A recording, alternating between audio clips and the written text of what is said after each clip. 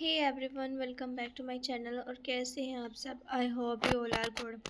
सो आज हमें जो टॉपिक पढ़ना है वो है life of Samudragupta.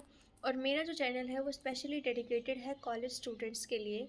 So let's start our topic, life of Samudragupta. जो समुद्रगुप्त थे वो एक बहुत ही ज़्यादा ग्रेटेस्ट यानी कि महान रूलर थे गुप्ता डायनेस्टी के। उन्होंने 335 CE से 375 CE तक रूल किया। और वो चंद्रगुप्त फर्स्ट और कुमार देवी के बेटे थे।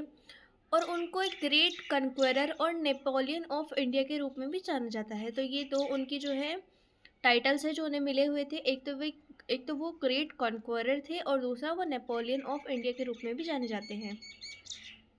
एसेशन टू थ्रोन, गद्दी पर वो कैसे बैठे? तो चंद्रगुप्त फर्स्ट ने उनको सेलेक्ट किया कि जो समुद्रगुप्त है वो ही सक्सेसर बनेंगे, क्योंकि उन्होंने अपने कई राइवल प्रिंस को और हराया था। और ये दिखाता है कि वो बहुत ही ज़्यादा कैपेबल थे, पावरफुल थे और बहुत ही ज़्यादा बहादुर भी थे।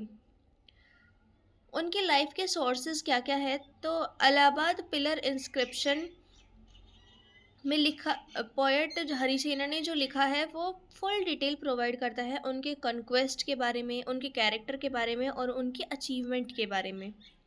उनकी लाइफ के बारे में हमें इलाहाबाद पिलर इंस्क्रिप्शन से पता चलता है, जो किसने लिखा था? पोएट हरिसेना ने। और ये हमें किस चीज़ की डिटेल देता है? कन्क्वेस्ट की, उनके कैरेक्टर की और उनकी अचीवमेंट्स की।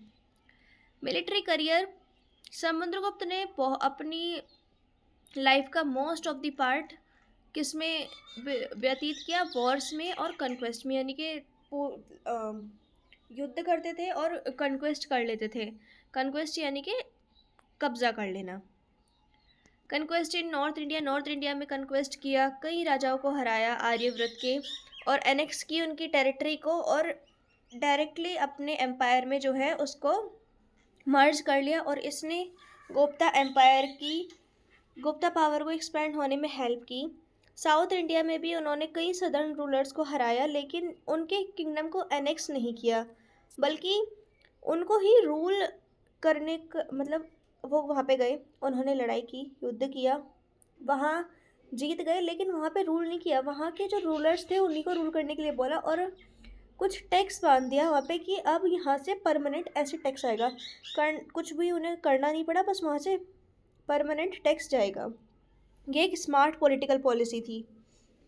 फ्रंटियर स्टेट्स में क्या किया? जो बॉर्डर वाले स्टेट थे तो उन्होंने भी उसकी सुप्रीमेसी को एक्सेप्ट कर लिया कि भैया इसने नॉर्थ में जीत लिया, साउथ में जीत लिया, तो क्या पता हमें भी जीत ले, और क्या पता हमें रूल करने का मौका ना दे जिसे साउथ में दिया है। तो वहाँ भी उन्होंने अपने आप ही जो है सरेंडर किया, और वो भी उसको ट्रिब्यूट देते थे। ट्रिब्यूट यानी कि उनको टैक्स प्रोवाइड करते थे।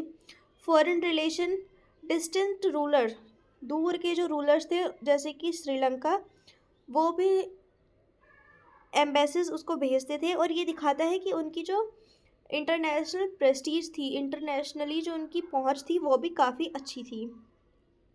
पर्सनल क्वालिटीज़ क्या क्या थी उनके अंदर? अब तक हमने किसी भी रूलर की पर्सनल क्वालिटीज़ के बारे में नहीं पढ़ा है, लेकिन समुद्रगुप्त की क्वालिटीज़ को हम पढ़ेंगे। तो वे एक बहुत ही अच्छे वॉरियर थे, एक बहुत अच्छे पोएट थे, बहुत ही अच्छे एक संगीतकार म्यूजिशियन थे, और एक पेट्रोन ऑफ आर्ट थे, यानी कि आर्ट का भी बहुत शौकीन थे वो। उनके जो सिक्के हैं वो दिखाते हैं प्लेइंग आ वीणा, यानी कि उनके जो सिक्के हैं उन पे क्या छपा हुआ था कि वो खुद जो है किस चीज़ को प्ले कर रहे हैं, एक वीणा को प्ले करते हुए जो है शो हो रही हैं। और ये प्रूव करता है कि वो एक मल्टी टैलेंटेड रूलर थे। Thank you, bye bye, see in the next video.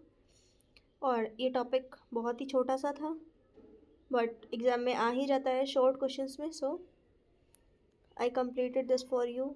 Bye bye, see in the next video.